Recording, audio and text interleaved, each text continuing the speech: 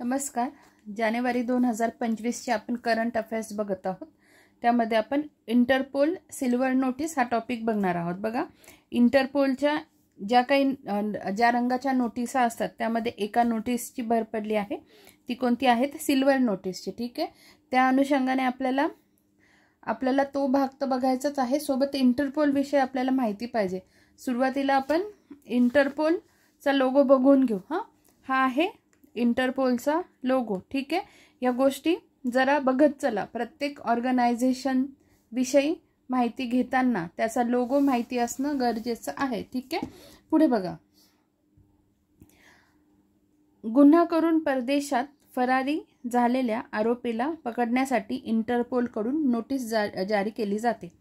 पहिली silver notice इटलीच्या आदेशानुसार एका माफिया व्यक्तीच्या अधिकृत संपत्तीची माहिती घेण्यासाठी पाठवली आहे.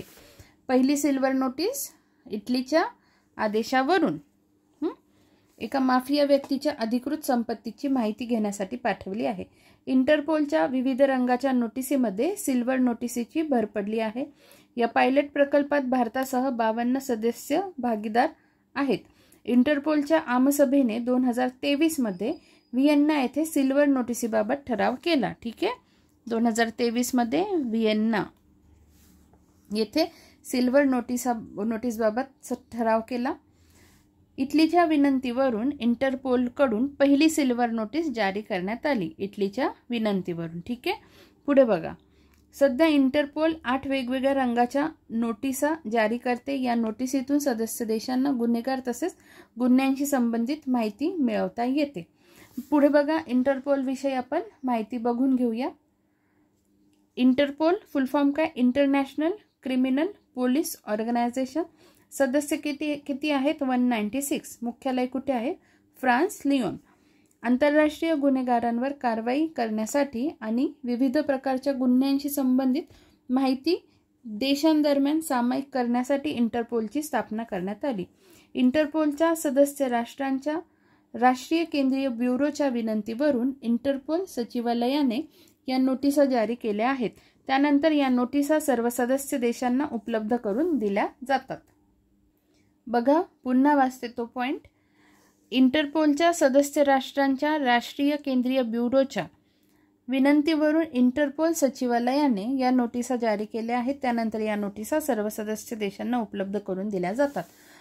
पुढे बघा, इंटरपोलच्या ज्या 8 रंगाच्या नोटिसा आहेत त्या नेमका कोणत्या नोटीसचा काय अर्थ होतो ते आपण बघून घेऊ. समजा जोड्या लावांच्या स्वरूपात आला किंवा नुसतं सिल्वर नोटीस विषयी जर विचारलं तर आपल्याला ह्या गोष्टी माहिती पाहिजे, म्हणून आपण जस्ट एक ओव्हरलुक करून घेऊया. बघा, रेड नोटीस फौजदारी खटले चालविणे किंवा शिक्षा झालेल्या गुन्हेगारांना शोधून त्यांना अटक करणे.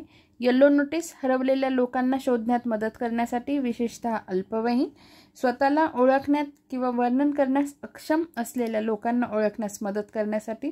ब्ल्यू नोटीस गुन्हेगारी तपासाच्या संदर्भात हव्या असलेल्या व्यक्तीची ओळख, स्थान किंवा क्रियाकलाप याबद्दल माहिती गोळा करणे. ब्लॅक नोटीस अज्ञात मृतदेहाची माहिती गोळा करणे. ग्रीन नोटीस एखाद्या व्यक्तीच्या गुन्हेगारी क्रियाकलापांबद्दल आणि एखाद्या देशाच्या सार्वजनिक सुरक्षेसाठी धोका असलेल्या व्यक्तीबद्दल चेतावणी देण्यासाठी. ऑरेंज नोटीस सार्वजनिक सुरक्षेला गंभीर धोका निर्माण करणारी कोणतीही घटना, व्यक्ती किंवा वस्तूंबद्दल चेतावणी जारी करण्याची नोटीस. त्यानंतर पर्पल नोटीस गुन्हेगारांद्वारे वापरलेली मोडस ऑपरंडी, वस्तू, उपकरणे आणि लपवणे पद्धती इत्यादीबद्दल माहिती विचारणे किंवा देण्यासाठी. आणि शेवटची सिल्वर नोटीस जी रिसेंटची आहे, ही नोटीस अपराधाच्या संपत्तीवर लक्ष केंद्रित करते. बघा, जमलं तर कोणत्या नोटीसचा काय अर्थ होतो हे लक्षात ठेवा. नाहीच जमलं तर ॲटलिस्ट सिल्वर नोटीस कशाच्या संदर्भात आहे, तर ही नोटीस अपराधांच्या संपत्तीवर लक्ष केंद्रित करते. आणि ॲटलिस्ट हे 4 जे रंग आहेत हे सगळे लक्षात ठेवा. आता याच्यात कुठे असं आहे का गोल्डन नोटीस? येल्लो नोटीस आहे पण गोल्डन आहे का? नाही आहे. पण सिल्वर नोटीस आहे. गोल्डन असली असती आणि संपत्तीशी रिलेटेड असली असती तर आपण कोरिलेट करू शकलो असतो, पण आता गोल्डन तर नाही आहे, सिल्वर आहे. मग ती अपराधांच्या संपत्तीवर लक्ष केंद्रित करते. सिल्वर संपत्ती असं काहीतरी कोरिलेट करून सगळे नीट लक्षात ठेवा. ब्लॅक नोटीस काय? अज्ञात मृतदेह, ब्लॅक नोटीस.